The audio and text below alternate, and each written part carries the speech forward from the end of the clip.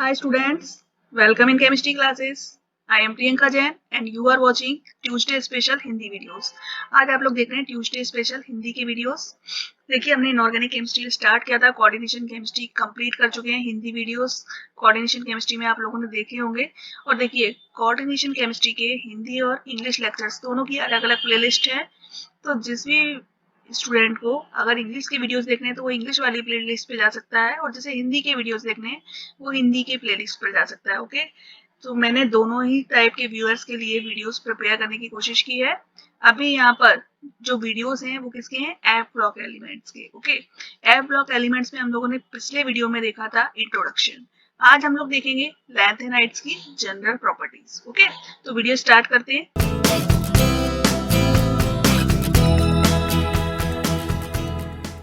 देखिए लैंथेनाइड्स जो होते हैं उनको एक जनरल सिंबल दिया गया है Ln। तो हम लैंथेनाइड्स को Ln सिंबल के द्वारा शो करते हैं। एक्चुअली में जितने भी लैंथेनाइड्स हैं, all lanthanides are electropositive metals. ये इलेक्ट्रोपॉजिटिव मेटल्स होती हैं और एक्चुअली में जो इनकी स्टेट होती है, these commonly occur as +3 state. तो लैंथेनाइड्स के केस में जो सबसे कॉमन स्टेट है वो कौन सी है? +3 स्टेट है। अभी हम लोग ऑक्सीडेशन स्टेट बाद में पढ़ेंगे। तो पहली इंपॉर्टेंट चीज क्या है? लैंथेनाइड्स को हम Ln से शो करते हैं। These are the electropositive metals and these are commonly present in the +3 oxidation state.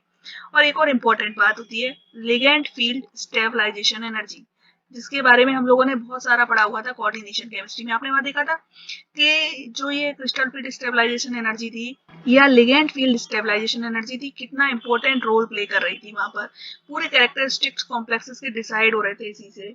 लेकिन ये ligand field stabilisation energy display no significant role in the chemical properties of lanthanides. Lanthanides के case में ये जो ligand field stabilisation energy है ये बहुत ज्यादा रोल प्ले नहीं करती है। ठीक है, इनकी केमिकल प्रॉपर्टीज इसके द्वारा डिसाइड नहीं होती, जबकि ट्रांजिशन मेटल के केस में ऐसा हो रहा था। तो एक बहुत बड़ा डिफरेंस है लैंथेनाइड्स के केस में और जो हमारे ट्रांजिशन कंपाउंड्स थे उनके केस में। ठीक है, एक्चुअली में होता क्या है, यहाँ पर जो ऑक्टाहेड्रल स्प्लिटिंग है, this octahedral splitting of f orbitals is only about 1 kilojoule पर मोल। इसकी वैल्यू बहुत कम है, मतलब ये 1 किलोजूल पर मोल इस कैटेगरी की यहाँ पर हमें ऑक्टाहेड्रल स्प्लिटिंग देखने को मिलती है। जो डेल ओ की वैल्यू है उसकी वैल्यू कितनी है? 1 किलोजूल पर मोल है। तो इतनी छोटी जो वैल्यू है इसलिए इससे कोई भी यहाँ पर फर्क नहीं पड़ता है। जो कंपाउंड्स बनते हैं लैंथेनाइड्स के उन पर ये ऑक्टाहेड्रल स्प्लिटिंग कोई भी इफेक्ट नहीं डालती है। एक और इम्पोर्टेंट बात होती है जो लिगेंड, जो लैंथेनाइड्स के +3 आयंस हैं Ln+3 ions, these act as hard Lewis acid. ये हार्ड लीविस एसिड की तरह बिहेव करते हैं। ठीक है, लीविस एसिड और लीविस बेस के बारे में मैंने वीडियोस बनाए हुए हैं, आप वो वीडियोस देख सकते हो। ठीक है, आप जा सकते हैं नॉन एक्वा सॉल्वेंट्स की प्लेलिस्ट में और वहां पर इसके रिलेटेड वीडियोस देख सकते हैं। ठीक है, तो Ln+3 आयंस जो होते हैं वो हार्ड लीविस एसिड की तरह बिहेव करते हैं। और जब हार्ड लीविस एसिड है तो इनकी प्रेफरेंस किसके लिए होगी? इनकी प्रेफरेंस रहेगी हार्ड लीविस बेस के लिए। ये किसके साथ कंपाउंड बनाएंगे? हार्ड बेसिस के साथ, हार्ड लीविस बेस के साथ कॉम्प्लेक्स बनाएंगे। तो ये स्पेशली F- के साथ या फिर ऑक्साइड, इन दोनों के साथ में कॉम्प्लेक्स बनाते हैं और इनके कंपाउंड इन्हीं लिगेंड्स के साथ देखने को मिलते हैं। अब इसके बाद हम आते हैं अकरेंस पर। The lanthanide elements are not rare. ये जो हमने पहले बात कही थी कि ये रेयर अर्थ कहलाते हैं, पर एक्चुअली में क्या पाया गया कि ये जो एलिमेंट्स हैं these are not rare, these are abundant. Actually होता क्या है, जो एलिमेंट्स हैं, elements with even atomic number are more abundant. जिनका इवन एटॉमिक नंबर है वैसे जो एलिमेंट्स हैं वो ज्यादा अबंडेंट है। और जो हमारे कंपाउंड्स, जो एलिमेंट्स हैं जिनके लिए ऑड एटॉमिक नंबर है वो कैसे हैं? वो लेस अबंडेंट है। एक केस होता है प्रोमीथियम का। जो प्रोमीथियम है एक्चुअली में ये जो एलिमेंट है ये कैसा है? रेयर है, ये फ्रीक्वेंटली नहीं पाया जाता है अर्थ क्रस्ट में। बाकी इसके अलावा जितने भी लैंथेनाइड्स हैं वो अर्थ क्रस्ट में कॉमन होते हैं।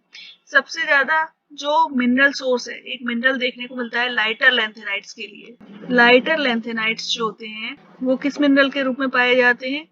उसका नाम है मोनाजाइट। जबकि जो हैवियर लैंथेनाइड्स होते हैं वो दूसरे मिनरल में पाए जाते हैं जिसका नाम है जीनोटाइम।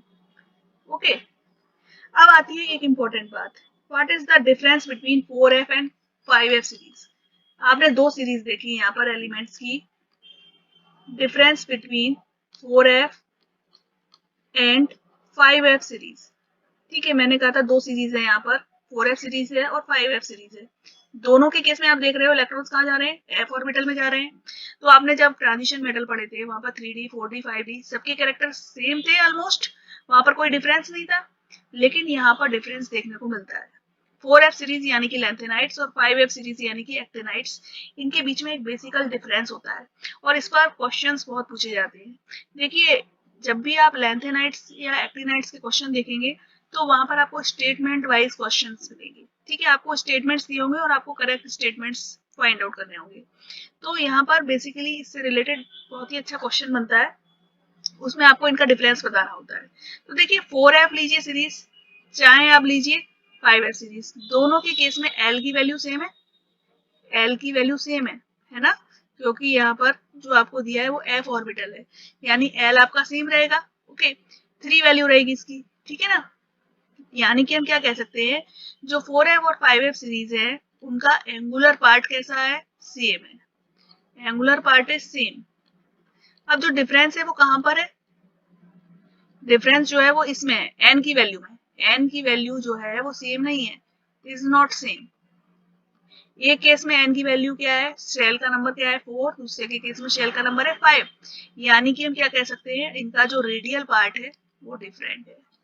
ठीक है, तो दोनों के जो कैरेक्टरिस्टिक है, जो उनमें डिफरेंस है वो इस रेडियल पार्ट की वजह से, radial part is not same. तो एक्चुअली में होता क्या है, जब आप देखते हैं, देखिए जब आप 4f सीरीज देखते हैं, मान लीजिए ये आपका न्यूक्लियस है, ठीक है, न्यूक्लियस के चारों ओर ऑर्बिटल्स बने हुए हैं, इस टाइप से यहाँ पर ऑर्बिटल्स हैं, ठीक है।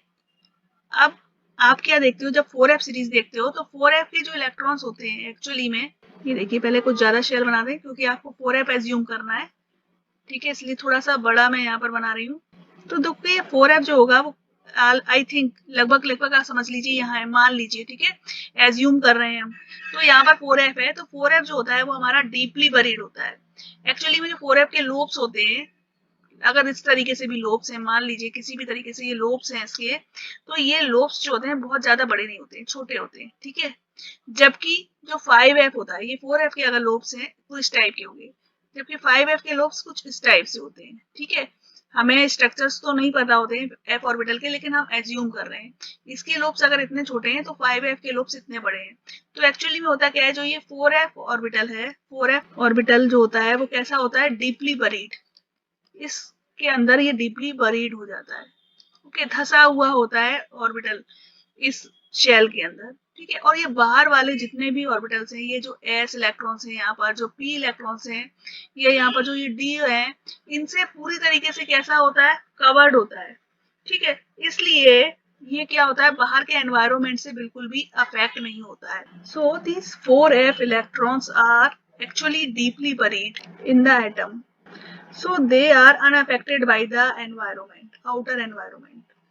Okay, this is the why that this 4f electrons does not take part in bonding very easily. और यही कारण होता है कि ये जो 4f इलेक्ट्रॉन्स है ये हमारे डीपली बरीड है एटम के अंदर, बाहर के वातावरण से बिल्कुल ही अनअफेक्टेड है, इसीलिए these electrons do not take part in the bonding.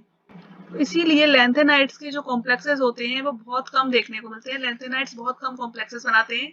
कुछ कॉम्प्लेक्सेस होते हैं जो कि सिर्फ ऑक्साइड्स या फिर फ्लोराइड्स के साथ बनते हैं, बाकी इनके केस में बहुत ज्यादा आपको देखने को नहीं मिलते हैं कॉम्प्लेक्सेस। ओके, जबकि अगर आप 5f ऑर्बिटल्स की बात करते हैं, 5f में जो इलेक्ट्रॉन्स प्रेजेंट है, एक्चुअली में क्या होता है, 5f जो ऑर्बिटल्स हैं उनके लोब्स कुछ इस तरीके से एक्सपेंडेड होते हैं। Okay, these are expanded in this form, see, ये जो ऑर्बिटल्स हैं इनके लोब्स बाहर तक फैले हुए होते हैं।